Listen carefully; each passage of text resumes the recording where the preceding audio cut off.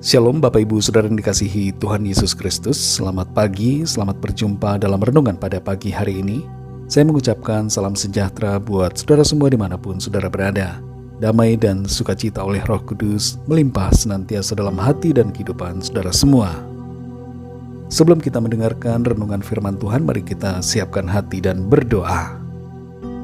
Bapa kami yang di sorga, Bapa dalam nama Tuhan Yesus Kristus, kami bersyukur untuk berkat kemurahan Tuhan, perlindungan-Mu dari malam hingga pagi ini.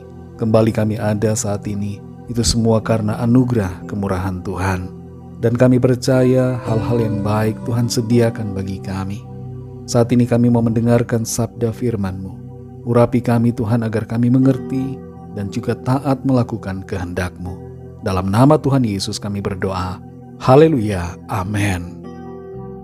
Saudara yang dikasihi Tuhan, pembacaan Alkitab kita pada saat ini terdapat dalam Matius 9 ayat 18-22. Saudara dapat membacanya secara pribadi setelah mendengarkan renungan ini.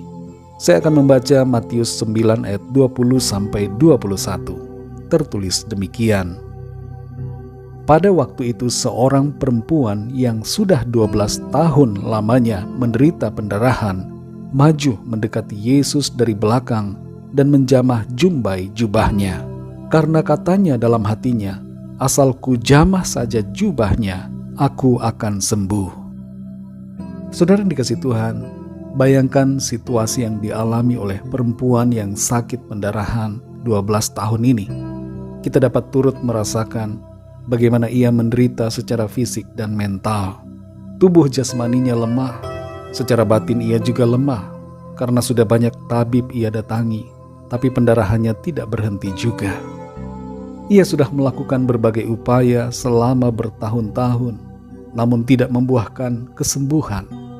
Sebagai tambahan, pada zaman itu, seorang perempuan yang mengalami pendarahan dipandang najis dan tidak boleh masuk ke bait suci, tidak boleh berjumpa dengan orang-orang. Segala barang atau perkakas yang terkena padanya menjadi najis, dan termasuk orang yang terkena dengannya, entah itu tersentuh pada tangan atau bajunya, menjadi ikut najis juga. Situasi seperti ini membuat tubuh, jiwa dan roh perempuan ini berada dalam posisi titik yang terendah. Dan dalam keadaannya ia merasa malu untuk berjumpa secara tatap muka dengan Tuhan Yesus. Itu sebabnya ia tidak berharap untuk berhadapan dengan Tuhan, apalagi menyampaikan permohonan. Lagi pula ia sudah tidak kuat untuk berdiri. Ia hanya bisa merangkak di antara kaki orang-orang yang berkerumun mengikuti Tuhan Yesus. Tidak ada orang yang begitu memperhatikannya, dan hanya dia sendiri yang bergumul, berjuang untuk mendekati Tuhan sedekat mungkin supaya bisa menjamah jumbai jubah Tuhan Yesus. Perlu kita ketahui bahwa posisi jumbai jubah yang dipakai orang Yahudi pada masa itu maupun masa kini ada di bawah. Jumbai biasanya ada beberapa di bagian bawah jubah, dan jubah biasanya panjang sampai mendekati mata kaki.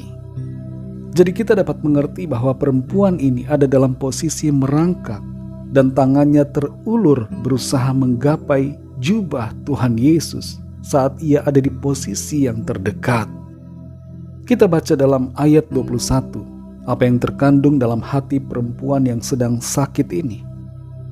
Ia berkata dalam hatinya, asal ku jamah saja jubahnya, aku akan sembuh.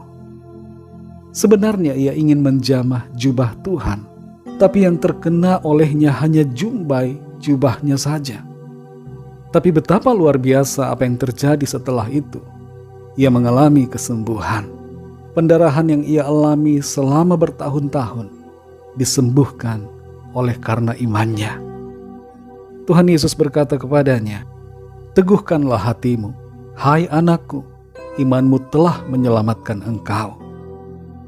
Saudara yang dikasihi Tuhan, beriman pada Tuhan sebenarnya sangat sederhana. Seringkali kita membuatnya menjadi begitu rumit. Ada banyak orang yang ingin dijamah secara fisik dan didoakan oleh hamba Tuhan. Ada orang yang merasa harus didoakan dengan memakai minyak urapan. Ada juga yang merasa harus berdoa di sebuah bukit doa.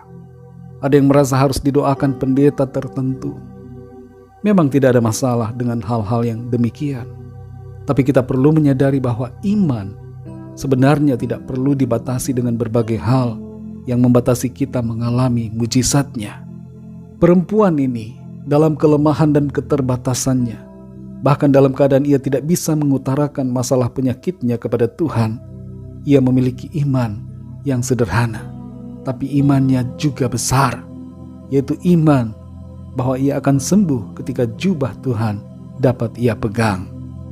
Yang terpenting dan terutama di sini adalah bahwa iman kita tertuju kepada Tuhan Yesus.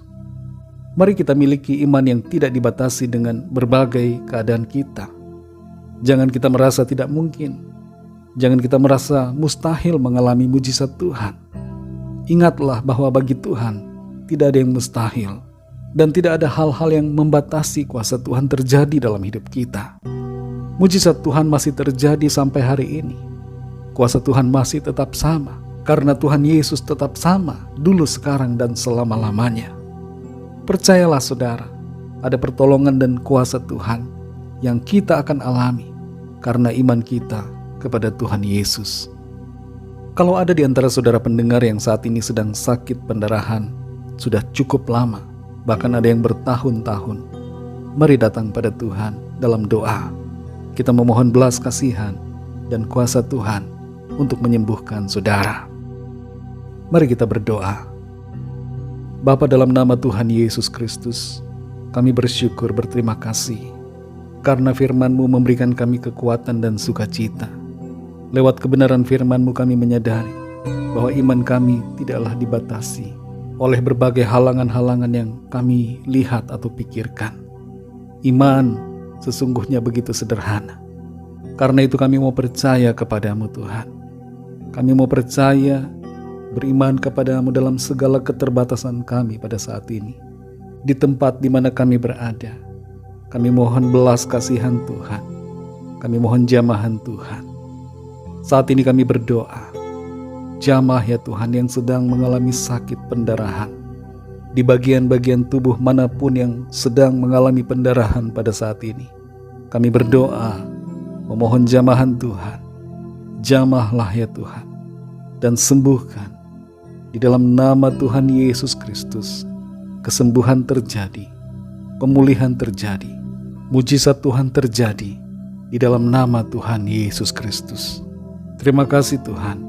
Kami percaya setiap yang mengalami sakit saat ini mengalami jamahan Tuhan dan mengalami kesembuhan dari Tuhan.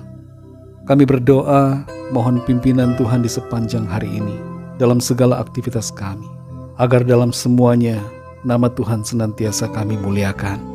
Kami bawa kepadamu setiap permohonan doa yang disampaikan, agar Tuhan melawat setiap kami sesuai dengan apa yang kami perlukan. Kami percaya kami alami kemenangan, kami alami jawaban dan pertolongan Tuhan. Terpujilah namamu ya Tuhan. Dalam namamu yang kudus, nama Tuhan Yesus Kristus, kami sudah berdoa dan mengucap syukur. Haleluya. Mari sama-sama kita berdoa doa Bapa kami. Bapa kami yang di sorga, dikuduskanlah namamu, datanglah kerajaanmu, jadilah kehendakmu di bumi seperti di sorga. Berikanlah kami pada hari ini makanan kami yang secukupnya, dan ampunilah kami akan kesalahan kami, seperti kami pun mengampuni orang yang bersalah kepada kami. Dan janganlah membawa kami ke dalam pencobaan, tetapi lepaskanlah kami daripada yang jahat, karena Engkaulah yang mempunyai kerajaan dan kuasa dan kemuliaan sampai selama-lamanya. Amin. Terimalah berkat Tuhan. Tuhan memberkati engkau dan melindungi engkau. Tuhan menyinari engkau dengan wajah-Nya dan memberikan kasih karunia. Tuhan menghadapkan wajah-Nya kepadamu dan memberikan damai sejahtera. Berkat anugerah dari Bapa Surgawi, cinta kasih karunia dari Tuhan Yesus Kristus, dalam persekutuan dan penghiburan Roh Kudus, menyertai kita semua sekarang ini dan sampai selama-lamanya. Dalam berkat nama Tuhan Yesus Kristus. Haleluya. Amin. Puji Tuhan, saudara dikasih Tuhan, saya percaya firman Tuhan menjadi berkat dan kekuatan buat saudara semua, dan Roh Kudus akan menolong saudara untuk lebih lagi memahami kebenaran firman Tuhan. Tuhan Yesus memberkati saudara semua. Sampai jumpa dalam renungan yang berikutnya. Haleluya.